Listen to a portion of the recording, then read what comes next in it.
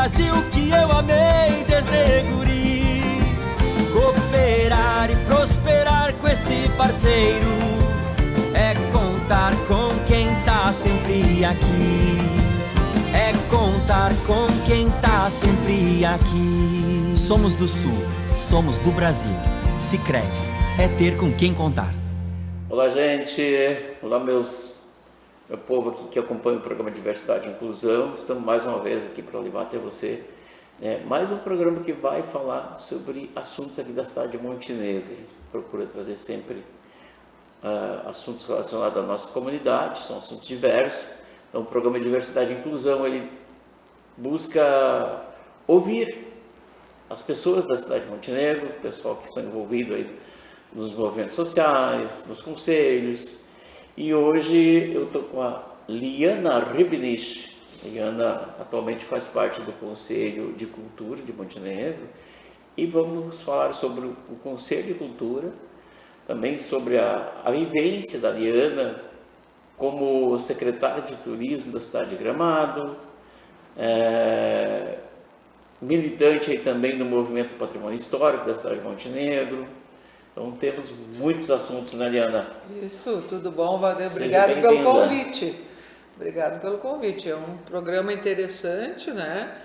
E todas essas áreas em que eu atuo, tanto da arquitetura e urbanismo quanto da cultura, tem a ver com inclusão. Né? A tua formação é arquiteta, né? Arquitetura e urbanismo eu fiz na Unicinos. Eu estava morando aqui em Montenegro ainda e depois fui para Porto Alegre trabalhar nessa área e não consegui escapar da música. Entrei na URGS para fazer regência coral. Estava na veia, né? O pai era violinista e a gente se criou assim dentro de uma família onde a música fazia parte, como antigamente, né? Sem TV, sem toca-discos, essas coisas, fazia parte do nosso dia a dia. E eu me realizei muito nessa área, por isso que eu acabei em Gramado, Valdir. E tem mais o envolvimento teu na Fundarte também, né?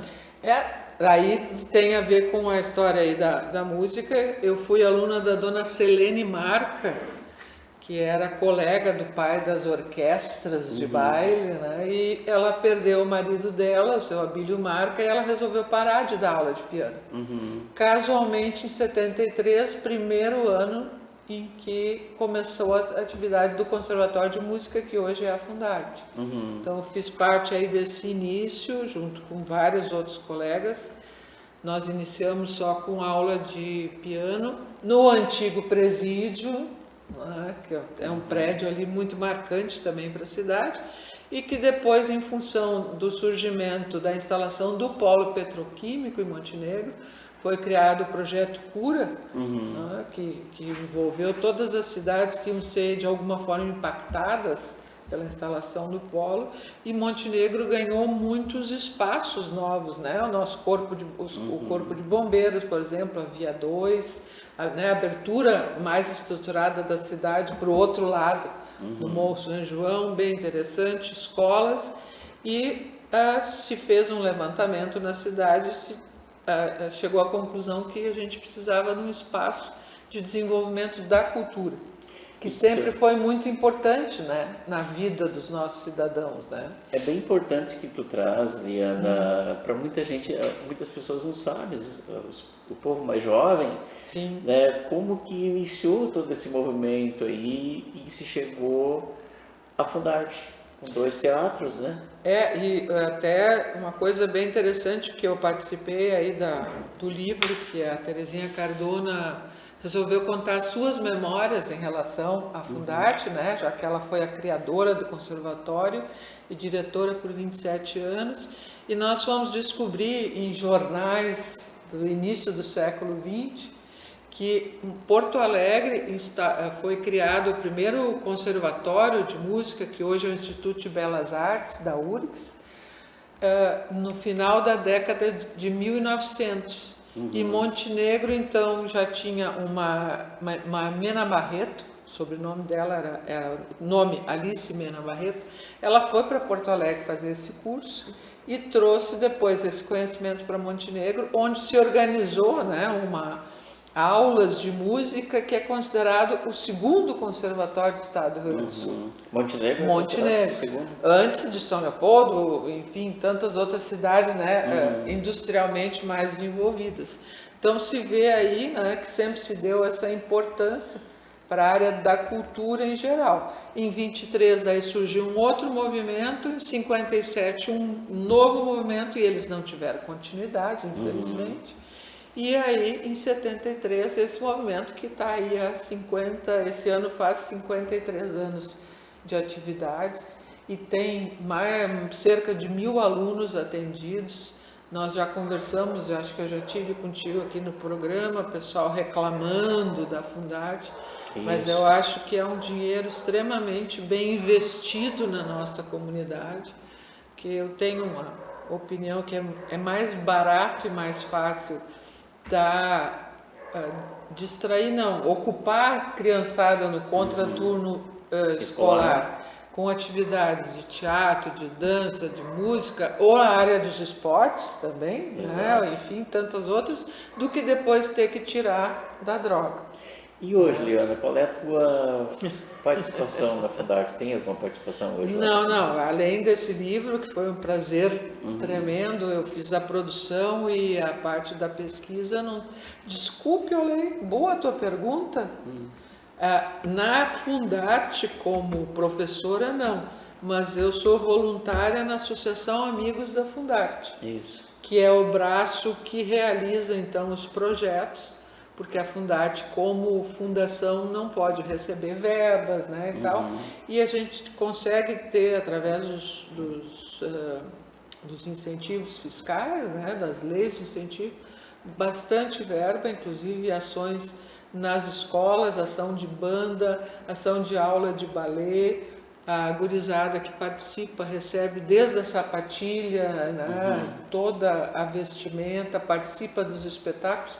São artistas mesmo não tendo condição financeira. É mais ou menos financiado pela lei de incentivo. Pelas leis de incentivo.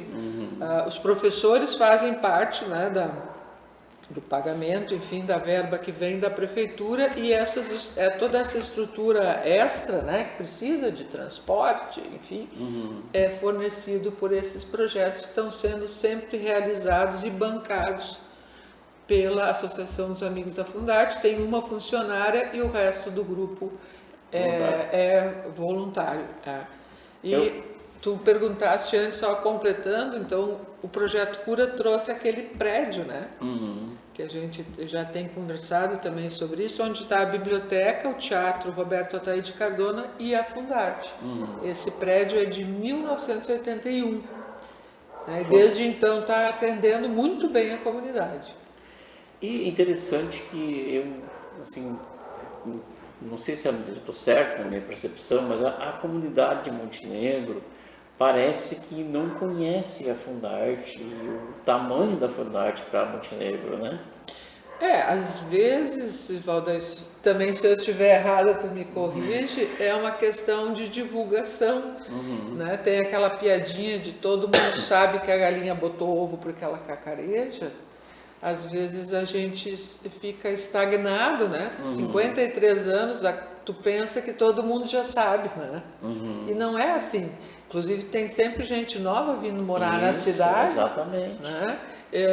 Que precisa ser informada, mas o diretor agora, o Rodrigo Korenborger, tem feito, nos últimos 2 anos ele fez um trabalho de divulgação muito bacana. Eu acho muito bacana o trabalho do Rodrigo mesmo. Ele tem levado para as escolas. Isso.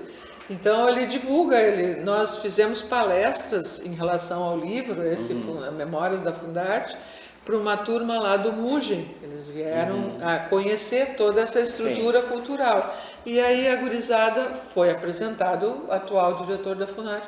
É aquele tio que foi lá distribuir papelzinho. Eu disse, vou virar o tio que distribui papelzinho. Mas sim, a minha irmã já estudou aqui, sabe? Uma interação muito bacana essa com as escolas todas do município, né? Isso é muito interessante, muito bom, né, para levar. Claro. E sobre o livro? Onde se encontra esse livro? Olha, ele está nas 2 bibliotecas né, na Biblioteca Hélio Alves de Oliveira, na Biblioteca da Fundarte, que é a Maria José Talavera Campos. E ele não foi posto à venda, ele foi todo distribuído.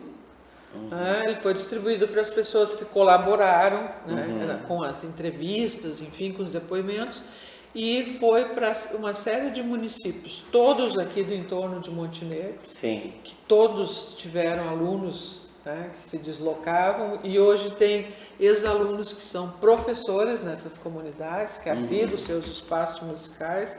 Nós somos a Tupandi, a Harmonia, a São Sebastião do Caí, a Brochir. Então, eles receberam e têm nas suas bibliotecas, e muitos outros que têm ligação com a Fundarte foram enviados por correio.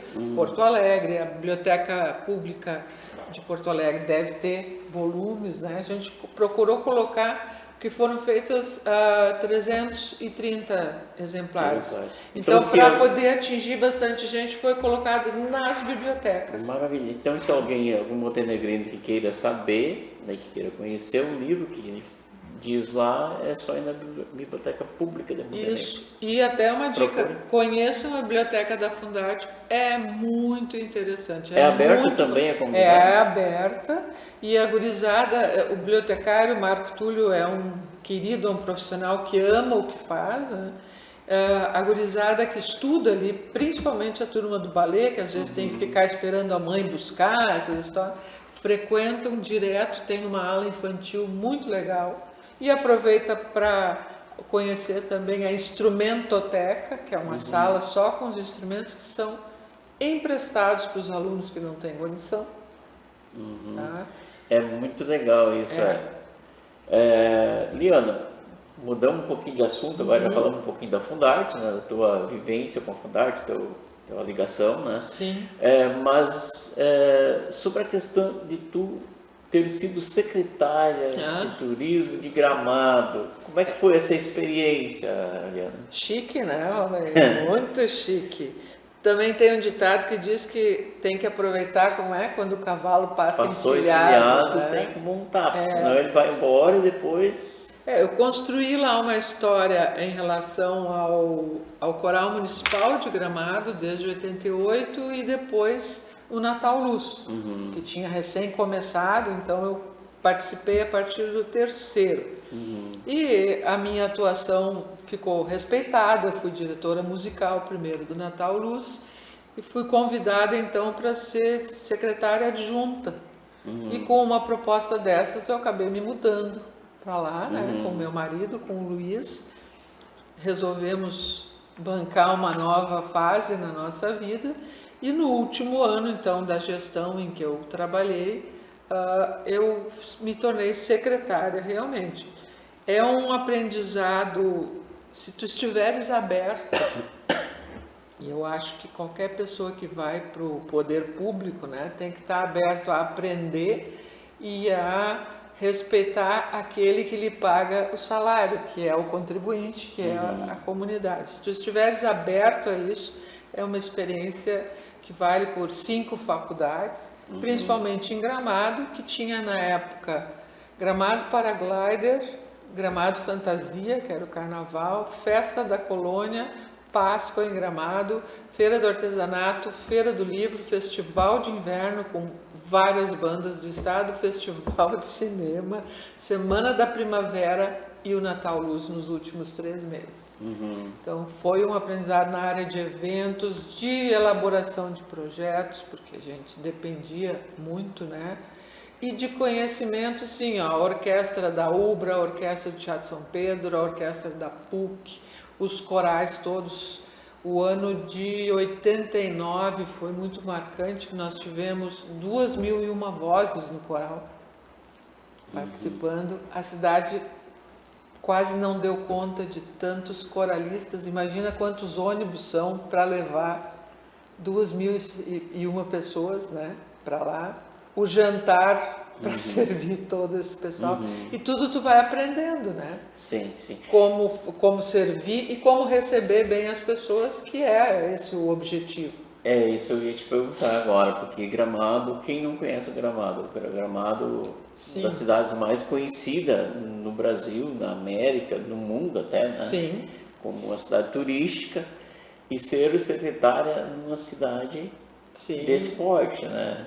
Experiências, né, ótimas, conhecendo pessoas marcantes aí, e até uma coisa da atualidade. Eu vi essa semana que o metro quadrado mais caro do Rio Grande do Sul hoje é em Gramado. É? O segundo é Torres. Eu nem sei a colocação de Porto Alegre, né?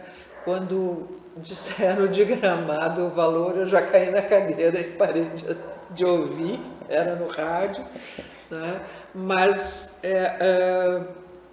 o Clube Med vai ser construído lá agora, um investimento de 1.300.000.000, 1.300.000.000 de reais.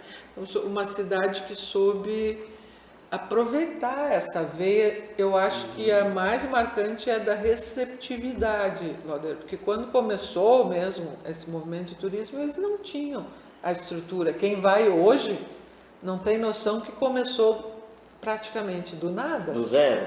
Do zero. De um hábito das pessoas deixarem o seu jardim bonitinho. Né? Uma festa que foi realizada em 58, a Festa das Hortênsias, e as pessoas iam para lá no verão porque era mais fresquinho. Né? Então, nada assim, uau! O Natal Luz começou com uma coisa... Nós temos um ponto turístico que vai chamar a atenção. Não tinha nada. Que é essa minha colocação em relação ao Montenegro. Né? Se a gente tivesse, eu não sei, a tranquilidade de sentar, de pensar em conjunto com a comunidade. Nós somos o 35º município do estado do Rio Grande do Sul. Nós temos uma história riquíssima. Né? Passagem Gramado era passagem de tropeiros, né? Isso é as tropas de gado e enfim, bovinos, equinos que vinham de São Paulo aqui para o Rio Grande do Sul, paravam ali no centro da cidade, num grande gramado onde tinha uma fonte de água, que é o que deu depois origem ao nome da cidade. Montenegro, com o rio Caí, era o local onde vinham as mercadorias de Porto Alegre para se distribuir para toda a região, e onde as mercadorias do interior vinham para o Cais para ir para Porto Alegre. Meu avô, que era o Adolfo Schiller, não o prefeito, o avô do prefeito, ele tinha uma companhia de transporte, ele tinha um galpão em Porto Alegre onde ele levava as mercadorias daqui. Então era um centro comercial fortíssimo, né? Nós aqui, né? Nós aqui. E aqui vieram os imigrantes italianos que depois subiram para Carlos Barbosa, para Caxias. Então nós temos uma história riquíssima. Muito, né? Que Gramado não tem. Pois é. Não tem. Ela virou vila em 1913, bem pequenininha, né? E é uma cidade de menos de 40.000 habitantes. Então nós temos aqui condições, Aldair, mas tem que haver estudos, não uma coisa correndo, criando eventos. Gramado não nasceu de eventos, nasceu da acolhida dos veranistas que iam para lá para fugir do calorão, de Porto Alegre, Novo Hamburgo principalmente, e da acolhida das pessoas que moravam lá a esses veranistas. Muito bem, Liana, nós vamos fazer um breve intervalo, um minutinho só, e já voltamos, né, batendo esse papo legal contigo, conhecendo um pouquinho da Liana Ribnich. Então, já voltamos já. E eu conto com o Sicredi o tempo inteiro, nesse Brasil que eu amei desde guri. Cooperar e prosperar com esse parceiro é contar com quem tá sempre aqui. É contar com quem tá sempre aqui. Somos do Sul, somos do Brasil. Sicredi é ter com quem contar. Voltamos aqui conversando com a Liana Ribnich, e eu quero aqui agradecer o meu apoiador, que é o Sicredi, que está conosco. Sicredi com 2 agências aqui na cidade de Montenegro, uma aqui na João Pessoa, outra lá no bairro Timbaúba. Então você procure aí os servidores aí do Sicredi, né, o pessoal ali que vão sempre estar aí para atender muito bem a comunidade de Montenegro. Então o Sicredi integrado aí na comunidade e sendo aqui um dos nossos apoiadores aqui do programa Diversidade e Inclusão. Um abraço aí a você, aos clientes do Sicredi, aos funcionários do Sicredi. E voltamos aqui com a Liana Ribnich. Então, Liana, depois desse período em Gramado, voltaste a Montenegro, e aqui em Montenegro, como é que está sendo a tua atuação hoje, Liana? Assim, tu destacaria? Eu vou aproveitar o teu gancho e dizer que eu sou cooperada do Sicredi há quase 20 anos e o Sicredi apoia muitos projetos também. Né? Eu não tenho conta aqui na cooperativa, ainda mantive em Gramado, mas nós fomos beneficiados em vários projetos lá. E acho muito importante, que bom que são eles que apoiam o teu trabalho. Que legal. Olha, eu voltei para Montenegro em função da pandemia, né? Os contratos que a gente já tinha firmados lá em Gramado tiveram que ser devolvido, o dinheiro não aconteceram, né? E foi chocante para mim, como para a maioria das pessoas no mundo inteiro. Meu cunhado, na época, o Jaime Zanchetti, não estava muito bem de saúde, e eu disse, eu vou voltar para Montenegro, aposentado, vou descobrir o que é que eu posso fazer pela minha cidade. Já andei por aí, já morei em Porto Alegre, já morei em Gramado, viajei o mundo. O que é que eu posso contribuir, se quiserem que eu contribua, né? Porque às vezes as pessoas não querem, né? Exatamente, Então, acabei logo encontrando o Movimento Patrimônio Histórico, numa palestra lá na Câmara Municipal. Ingressei já em 2022, eu tinha vindo para cá em dezembro de 21. Ingressei no Movimento do Patrimônio, é um trabalho espetacular, né? Está fazendo 45 anos esse ano, e tenho certeza que muitas das coisas que ainda estão de pé na cidade são em função disso, especialmente a nossa Estação da Cultura, exatamente. Cuja primeiro documento de doação da estação, as pessoas não sabem isso, eu não sabia, e morava ali pertinho, foi para o Movimento do Patrimônio Histórico. É importante falar um pouquinho sobre essa história aí como foi restaurado a Estação da Cultura, e falaste agora da questão do envolver o Movimento Patrimônio Histórico, né? Sim. Olha, eu ainda estava morando em Montenegro na época, e eu nasci e cresci ali na esquina da Oswaldo Aranha com a Tristão Fagundes, onde hoje é uma parte da creche Gente Miúda. E eu brinco sempre quando eu levo meus sobrinhos netos ali pela rua, que eu subia naquele telhado e a dona Selma morreu sem saber que enquanto ela trabalhava no armazém, eu estava lá em cima empoleiradinha, olhando o movimento, que nem no Forte Apache, tu lembra de antigamente, né? O Forte Apache. Graças a Deus não caí do telhado, né? Então a zona ali, a região da estação, para mim é muito importante. Eu vi muitas vezes aquele grito que vinha avisando para a gente se recolher nas casas, porque iam passar os bois que iam para o frigorífico Renner. Né? Eles desembarcavam ali, tinha alguns piquetes, e eles vinham pelo Oswaldo Aranha e desciam, ou pela Menino Deus ou pela Independência, que era bem na frente da minha casa. E esses bois vinham como? Vinham pelo trem, né? No trem. Vinham no trem. Aí, gente, vocês que não sabem um pouquinho, tá aí, ó. Muito importante o trem, primeiro o cais, né, que está aqui atrás de nós, e depois a aviação férrea, importantíssima para a cidade, os dois. O desenvolvimento da cidade veio por ali, né? Por ali.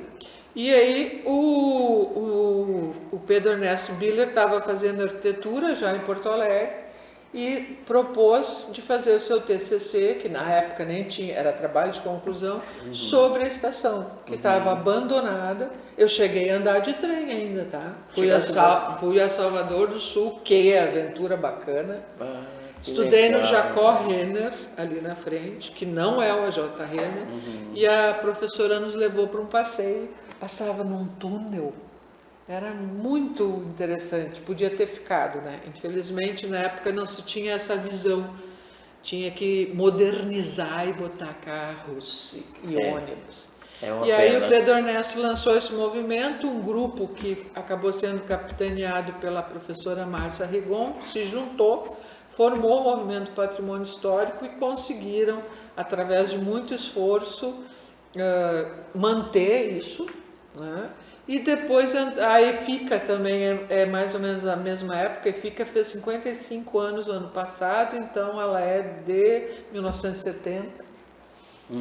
Tomou para si, né? Eu não sei como se chegou nisso, mas acabou sendo a produtora cultural das 3 grandes fases de restauro da estação. Né? Então, todo o mérito para o trabalho da EFICA, elas são voluntárias em sua totalidade, dedicadas, né? Super dedicadas. Agora elas estão de novo voltando a essa atividade, que a ideia, no mínimo assim, de um cercamento, alguma coisa. A questão da segurança ali está muito complicada, Valdair, principalmente à noite. E a gente tem que voltar agora. O Parque Centenário ganhou um investimento muito importante nos 150 anos, a Estação da Cultura tem que voltar a ser olhada com olhos mais carinhosos para que a população tenha mais esse espaço de lazer e de cultura. E nos últimos 2 anos, principalmente, eu vejo que a Estação da Cultura está um tanto abandonada mesmo, né? Tá, deixada de lado. Né? Exatamente. Agora, recentemente foi reinaugurado o café da estação, né? Não, ainda foi reinaugurado da Casa do Produtor. Exatamente. Assim que eles estiverem bem estruturados na Casa do Produtor, vai ser reaberto o café lá da estação. Eu acho que isso também vai trazer de novo movimentação, né, Valdair? Mas a questão é o seguinte, né? O que traz o café? Será que vai trazer movimentação ou precisa, junto com isso, melhorar as condições da estação? Não. Né? Isso, obviamente, né? Investimento ali, tinha uma turma que ia com o senhor lá treinar futebol, eu não tenho visto mais eles por lá. A EFICA está ocupando um espaço lá atrás com projetos. Elas, segunda e terça tarde, certamente elas estão lá fazendo atividades sociais, então já dá um movimento, né? O CTG que está ali tem bastante movimento, que também é na área da Estação da Cultura, né? Mas precisa talvez de cercamento, uma série de outras coisas e atividades, né? Atividades. Os conselhos se reuniam um tempo ali, né? Bastante, né? Hoje... Eu cheguei a fazer várias reuniões lá de conselho. O lançamento do livro das Memórias da Fundarte foi lá. Mas a Sala Braskem ainda está com todo o acervo do museu e do arquivo histórico, que tiveram que ser retirados por causa da enchente. O Museu de Artes? Ou... Não, o Museu Histórico Museu também. Histórico de Monte Aqueles 2 prédios ali da frente da estação, um era o armazém da estação, da cooperativa, e o outro era a farmácia. Esses 2 foram muito atingidos. E o acervo todo foi passado lá para a Sala Braskem. No momento que isso agora se organizar, deve ser reestruturado e repassado para um espaço novo que a Prefeitura está fazendo um aluguel temporário para a instalação da Secretaria da Cultura. Aí vai poder se restaurar aqueles 2 prédios. Já há, inclusive, uma parte da verba, eu sei que já está separada para isso, né? Já foi conseguido junto ao Governo do Estado, depois daquelas verbas que vieram para as enchentes, né? Então, assim que se liberar a Sala Braskem, acho que volta a acontecer reuniões de conselhos, né? Atividades. O problema lá à noite é a questão da segurança. A segurança termina às 19 horas, contratado pela Prefeitura, e aí eventualmente vem alguém da Guarda Municipal. Então, isso talvez pudesse ser revisto, né? Iluminação, segurança, enfim. Sim. Bom, Eliana, nosso programa está chegando ao fim, tem mais um minutinho aqui. Eu queria pedir para ti falar algo assim que tu gostaria de falar e que eu não te perguntei. Olha, parabéns pelo teu trabalho aí em relação à acessibilidade, é muito importante, né? A gente às vezes esquece de que nem todo mundo tem todas as condições que gostaria, né? De locomoção e de comunicação, e dizer que eu sou filha do tio Riba e da dona Selma, que deixaram lembranças aí, tenho certeza, muito caras à comunidade de Montenegro, e isso me deixa muito feliz. Muito, é verdade, né? Isso é as nossas raízes. Nossas né? raízes. A gente tem que valorizar, né? Exato. E o programa Diversidade e Inclusão, a gente iniciou ele já vai fazer 4 anos, né? Olha. E a ideia era essa, né? Trazer inicialmente como proposta principal, falar sobre a inclusão e sobre a acessibilidade, mas também trazer os assuntos da cidade de Montenegro, né? Conhecer um pouco da história de Montenegro, as pessoas que trabalham por Montenegro. E eu me sinto bem incluída, tanto na parte da arquitetura, na inclusão, na acessibilidade e a inclusão pela área da música. Tive o prazer de trabalhar, inclusive, com pessoas com Alzheimer. Muito bom. Ensinando a cantar. Nós vamos vou te convidar para vir num outro programa falar um pouco da música, né? Essa pulou, né? Essa pulamos a outra. É isso aí. Obrigado, Diana. Obrigado mesmo. Prazer. Muito feliz por estar contigo e compartilhando esses momentos aí com o nosso público aqui do programa Diversidade e Inclusão. Eu agradeço a vocês. Semana que vem estamos de volta, trazendo mais assuntos aqui da cidade de Montenegro. Então convido vocês para compartilharem e seguir as páginas da TV no HD e compartilhar o nosso programa. Pode mandar sugestão também de pauta, de assuntos para a gente trazer aqui. Então estamos aí para trazer informação, e falar sobre a nossa cidade de Montenegro. Obrigado, gente.